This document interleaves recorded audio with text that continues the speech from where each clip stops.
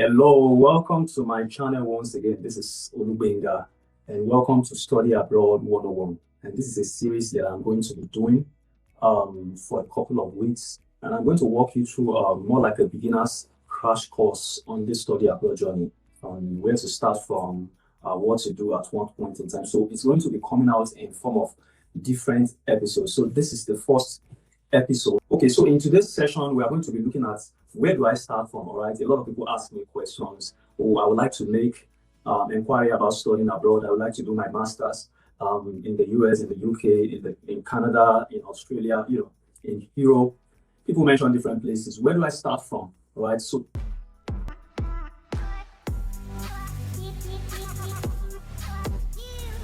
the first thing that I want to say, if you're wholly jackpot-minded, this is not for you, all right?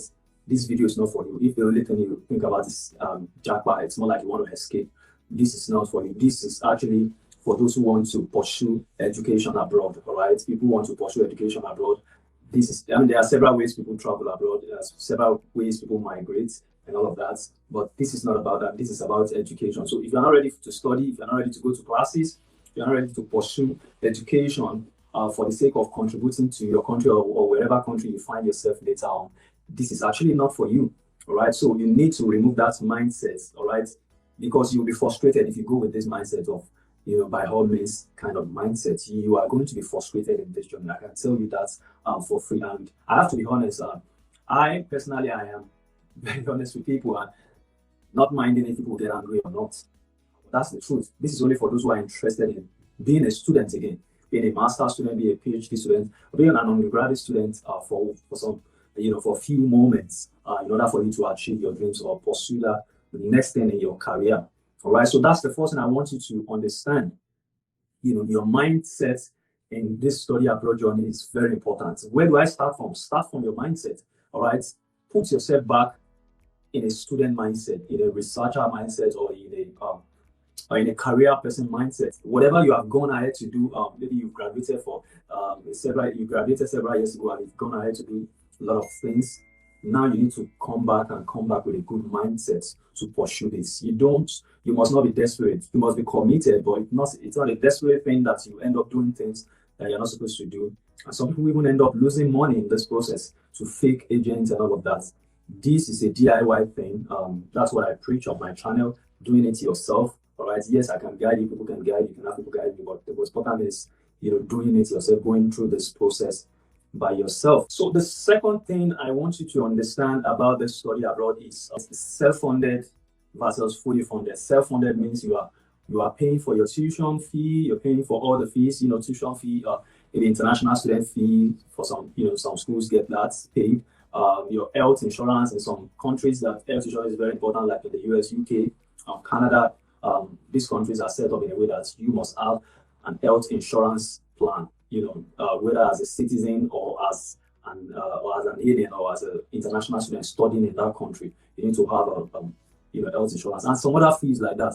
All right. So self-funded means you are in charge. You are the one taking care of yourself in every of these fees. All right. Your living expenses, that's your self-funded. All right. Then we have fully funded. Fully funded are students who maybe someone else or the institution or another institution or another organization is funding your studies. All right, there's one that is in between, which is more like partial funding. All right, maybe like 50% of your expenses is being covered while you cover the other parts, or whichever percentage that comes in. So it can be in either of these ways. So you could be self-funded, you could be fully funded, and you could be partially funded. All right, so that is something you want to keep in mind. But the thing there is that studying abroad is not for everyone. So if you are already doing well, doing okay in your country, you're progressing in your career, I don't think there's any need for that. All right. Some may have to look for. There are several ways in which you can explore other countries. Maybe you want to. Some can come on a visit visa as a tourist visa. You can visit the UK and go back. You can visit the US for a conference or for whatever it is and go back to your country. So these are other options. And also there are work visas. People can apply for work for employment in other countries. So those are options you can look into if you don't want to study, like I said earlier on. So, but if you want to study, these are options available: self-funded, fully funded, or partially funded. Talking about the fully funded opportunities, they are in different categories. All right, it could come in form of a scholarship, come in form of a scholarship. It will come in form of a fellowship, especially for graduate studies like master's and PhD level. It will come in form of fellowship or graduate assistantship. There's a video on my channel where I talk about different kinds of scholarships or funding. I talk about what graduate assistantship is. You can go right on my channel to look for that. Okay, so the video is right here on my channel. You can come to look for it. So this is the video right here where I talk about funding, different kind of funding, different types of funding, graduate assistantship, scholarship, fellowship. And I talk about the difference between all of these funding sources. So you want to come here and look for that. And it could be a combination of graduate assistantship and fellowship and scholarship. Some people can even have everything combined. So different kind of funding. So I don't want to talk much about that. You can watch that video. Your profile, your packaging can earn you a fully funded position in some of these programs you want to pursue. And it also depends on the program. So when it comes to having full funding, it depends on the program. Some programs have enough funding to fund their program and to fund students that they want to have in their team, right? Most especially STEM programs, STEM. STEM stands for science, technology, engineering, and mathematics, all right? So if your program, if the program you are interested in studying fall under STEM, most of STEM programs have access to funding. So they are prone to fund their students. And some are non-STEM and they still have funding, all right? For instance, I am studying a non-STEM program, and from my master's program all the way going into my PhD, it is fully funded. So it doesn't mean even if you are not in the STEM field, it is still possible to get scholarship, to get graduate assistantship and all of that, but just that you will have to do more work in searching for those schools, for those programs that will fund you. You do more work than the people who are already in STEM, because a lot of STEMs have funding opportunities. If you think about it, for instance, those who are in, they are doing chemistry or chemical engineering and all of that, they have laboratories in those departments, and those labs have research projects going on that are funded. Some are funded by an external body, some are funded by the government, some are funded by the school, so some are funded by some independent research team. So those are funding opportunities available. So that is when you come in, you want to join that team, and you also want to contribute to that research, and then in turn they will help. They will be able to assist you in your educational expenses. Self-funded is another way, especially if you don't have a good profile. And also it depends on the program. There are programs that you are really interested in this program, and it's going to move you forward in your career, and there's no scholarship opportunity or funding opportunity in that program. You can decide to say, well, I will fund myself because I know the opportunity that surrounds having a degree in this program. The number 3 thing I want to talk about is your profile, all right? You can also help your profile by number 1, building your CGPA, especially if you are still in school, you are still an undergraduate, and you are in your final year, you are in your penultimate year. You still have enough time to build your profile, make good grades, get a first class if you can. If you cannot get a first class, get a second class upper, or just make sure you are not dropping below second class, because even for second class, competition is tough now. It's getting tougher. So if you are not a first class student, there must be something else that is standing out in your profile that will make you get the chance or the opportunity ahead of the first class student. Just think about it like that. So your profile, your CGPA, you can also build your profile by job experience. So for some people, maybe you graduated 2 years ago, 3 years ago. You did not graduate with first class, but you have experience. You have worked in a laboratory. Let's say you graduated as a microbiologist, right? And you have worked in the lab where they make research or where they do, do a lot of testing and all that. That is an experience. Somebody can have a first class and does not have that experience. So for you, that is what you want to leverage on. So you can see, for some people, it is research experience. They graduated from the university and maybe they started working for the department as a research assistant, or they started working in a particular lab as a research assistant, or they've gone ahead to do masters in their own country. They have the research experience. So that can be a plus to your profile. So you can see different ways you can build your profile.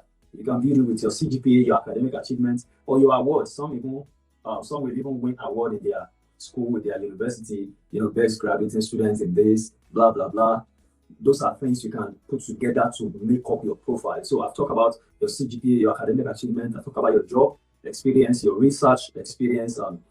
Some can also boost their profile with another degree. Number four thing I want to mention is talking about the program you want to study. Which program do you want to study?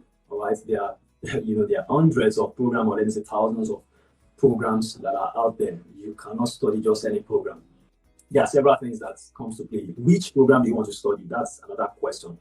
The first thing you want to check is your bachelor's or master's degree. It must match up. What did you study in the university? That will determine what you're going to study, or what program you're going to apply to. All right. Let's say, for instance, you study economics in the university, then you can apply to master's program or PhD in economics or other fields that are related to that. So what will determine the program you will go for is, number one, what you study in your undergraduate or what you did in your master's. For some who already have masters in their home country, it can be a continuation of that line. So what program align with what you study? It may not be the exact thing, but you just need to align with it. For instance, you can graduate with a BA in English or a bachelor's degree in English language, and you can decide to do a master's in linguistics or master's in communication. You can see there's an alignment. Okay, they are not totally different. So it depends on your career goal. It depends on your goal, your projection, and another thing. The second thing is your interest. Which program are you interested in? So it may not be the exact thing you study. Your interest can fuel which program you will apply to. For some people who graduated, maybe you graduated from chemistry, for instance, you may be interested in something like cyber security. All right, it's totally different from what you did.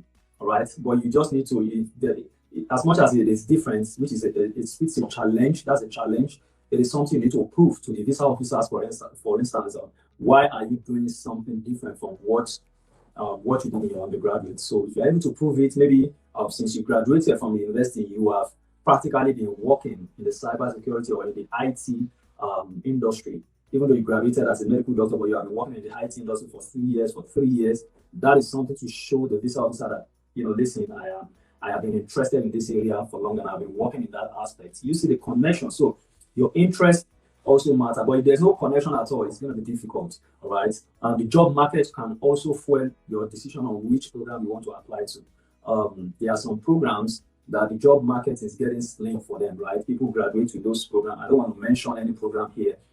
So that people will not feel bad that maybe they are currently studying that program now, all right? So the job market for some programs are already is diving, and especially because of technology, things are changing in the world right now. So you want to look at the kind of program you are applying to. Funding availability also determines which program to apply to, all right? Like I said before, a lot of funding opportunities are in the STEM, so that's why some people may have an undergraduate degree that is not in STEM and later apply to a degree that is in STEM. For some people, it's also their career goal. People have changed career, changed program or study because of their career goals. Maybe this is the place they want to work. This is the kind of place they want to work. This is the kind of environment they would like to work. This is the kind of career that they see themselves practicing in the future. That can influence the decision they make in choosing the program to study. And other things I want to talk about is your age. Your age also matters. Age matters in this thing, okay? For instance, if you are a 40-year-old, you cannot apply for an undergraduate program now and be able to convince the visa officer, a 40-year-old and you're applying for an undergraduate program. What do you want to tell the visa officer why you're applying for that program? What have you been doing, since you finished high school, all right? If you have an undergraduate degree already, why are you going for another one? You can see. So age factor also matter in the program you are applying to, okay? Think about this thing. This is just logical, right? It is not just about passion. Oh, I'm interested in this thing. Sometimes you have to be logical. I am in this field and I'm changing to this field. If I am the visa officer, will I approve this kind of application? You can see that's just logic sometimes. Another thing that I want to talk about, which is the number 5 thing, is what country. So after you have talked about the program you are interested in, what country do you want to study? You want to study abroad. Abroad is abroad. Abroad is broad. Let me put it that way. All right. Abroad is abroad. Abroad is broad. Do you want to study in the UK? Do you want to study in the US? Are you thinking about Australia? Are you thinking about European countries like Germany, like France, like Malta, like Austria and all of that? Are you thinking about Canada? Are you thinking about US? All right. Which country are you talking about? The Middle East? For some people, you want to study in the UAE, Dubai, blah, blah, blah. So which country exactly do you want to, which location are you looking into? But just know that every country have their own pros and cons. And I'll probably talk about that in another video. Some people don't end up in their dream country. They just have to go to another country. because they were not able to scale through the hurdles and the challenges that their dream country of study, put in quotes, have, right? So there are pros and cons in every country in terms of funding, in terms of how easy it is to get a visa. Some countries, have little challenge when it comes to visa, but they don't have enough funding. Some have good funding opportunities for international students, but they don't. The visa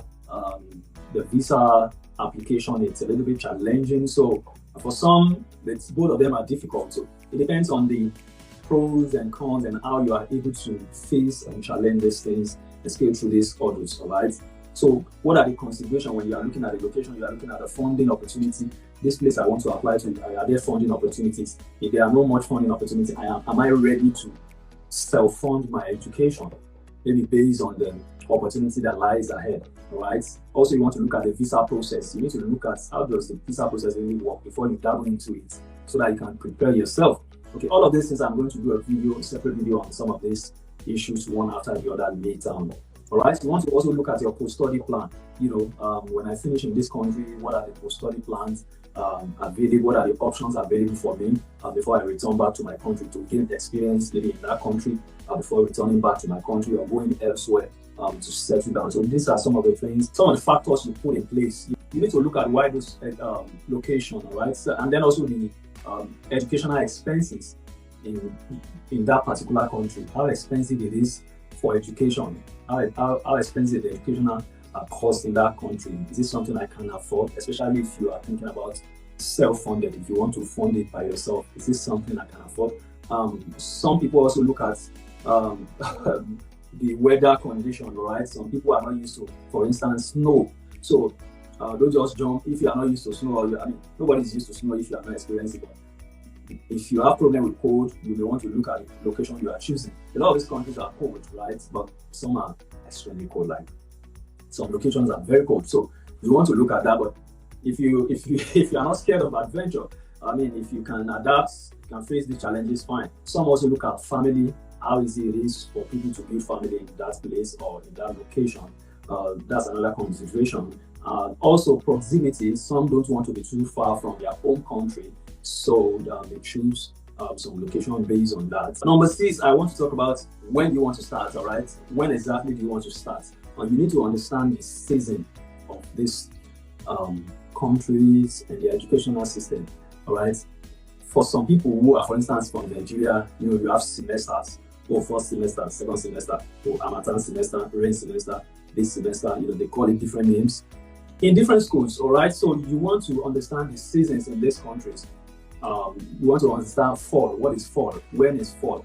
Fall semester, for instance, in most countries starts in August or September for some people. All right, that is fall semester. That's more like a first semester in most countries. All right, fall semester is always like a fall semester. It starts in August or September for some schools, and it ends in December. All right, and then we have spring semester, which starts for some schools in January and it ends in May. Then we have the summer, which is usually a holiday, but some people still hold classes. Some countries, some universities, most universities hold classes in summer. For some people who want to substitute their holiday for a class. So they want to make, maybe they want to finish early, they want to graduate early, but they are having an outstanding course to take. They can decide to use their summer instead of going for holiday to take classes. So summer is another semester on its own, even though it's a holiday for most people, but summer is another one. Some also have winter, that starts maybe like for some schools starts in December and then ends maybe like March or February. Some of those things are flexible depending on the school. They are flexibly designed based on the school, based on the location and country also. So you want to understand these seasons. You want to go online and study these seasons and understand how they work so that you can know when to apply. The school you want to apply to, know which season they are now, know which semester they are currently in, so that you can know how to plan by yourself. Understanding the season, we give you the opportunity to know when to submit your application. For instance, some schools or some programs will only give funding in a particular semester. Let's say you are applying in social semester, this fall semester, they only have funding for fall. They don't have for those who are applying in spring. They do not have funding for those who are applying in summer. A lot of programs don't even have funding for people who apply in summer. So you want to understand which season or which semester are they currently. so that you can know when to apply and start planning on how to submit your application. So while you are waiting, use the remaining time to prepare yourself. Use the remaining time to write tests. If you need to write tests, prepare documents, apply for your transcript. In the next video, I'm going to talk about the documents you will be needing, in this study abroad journey, the documents you need to have, you need to prepare to have, and all of that. So in the next episode, that is what I'm going to be talking about. You have like 8 months or 1 year planning ahead. So don't just conclude and just pack your bag and everything and say you want to go down. No, it doesn't work that way. So you have to plan ahead. You have to have a foresight. If I'm going to be applying by fall this year, I'm going to be starting next year, that kind of thing. So number 7 thing, start searching for the schools and the program that match your profile. Start searching for the school, for the program that matches your profile. All right. I have an upcoming video that I'm going to show you and walk you through the step on how to search for the schools by yourself. All right. As a matter of fact, I have a preamble video of that, which is right here on my channel. So if you want to come and check that, I think it's right here on the channel where I show how to search for schools. This is not what someone will do for you. You have to do it by yourself. You have to do the searching by yourself. You go to the school websites. You have to take time to search, to dig deep into the website of the school, of the department, of the program you want to apply to. You check the names of the professor. You check their research area, the area they are working on, and see how you can come in, see how you can match your profile with what they are doing. All of these things stay strategy, which I'm going to be walking you through them in this series. You have to take time, be patient to check and dig into the website of the school. You need to do that. Okay. Another thing you have to be patient to do that anyway. If you are not patient, and that's why I started with the mindset. If you don't have the right mindset for this thing, it is not going to work. If you are not patient, if you are not ready to be a student again, if you only have a Japa mindset, it is not going to work. I'm using the word you are familiar with because I've met a lot of people that get frustrated in this process because of their mindset. So you need to be calm, and you need to be strategic and know what you want to do at points in time. So also join and follow some content creator on social media, on YouTube, like my page, right? On LinkedIn, there are some guys, amazing guys, shout out to my, to our boss, Muiwa Igbala Jogi, Scholarship Cafe, the Fred Effect on YouTube. These people have been doing an amazing job sharing, scholarship opportunities with people. The last thing, which is the bonus, is to start preparing your documents. All right, there are documents you will submit. Definitely, you know that you submit documents, right? There are documents you need to have for this study abroad journey. All right, depending on the country, depending on the program, most likely depending on country, that is what you want to start preparing about now. So, what are documents you need to have? What are the documents you need to have in place? You need to start preparing your documents now, and that's what I will talk about in the next episode. And I'm going to walk you through all the documents you need, all right, so that the ones you have, you can put them together. The ones you don't have, you can start preparing on how to get them, on how to get those documents. Maybe for some people you may need to write some tests. For some people some of these documents you need to pay to have them. Some they are free, you can get them. It depends. So you don't want to miss that episode, that next episode. If you miss any points, you can always go back to check the points you missed. Make a comment in the comment section on this video. Ask your questions, share your opinions, or I'll be able to respond to them as I come online to see them. I remain Oluwinga once again. Thank you for joining. Click the like button, share this video with your friends also, and let them take time to watch it. It's really going to help them, especially for those who don't know how this study abroad thing work.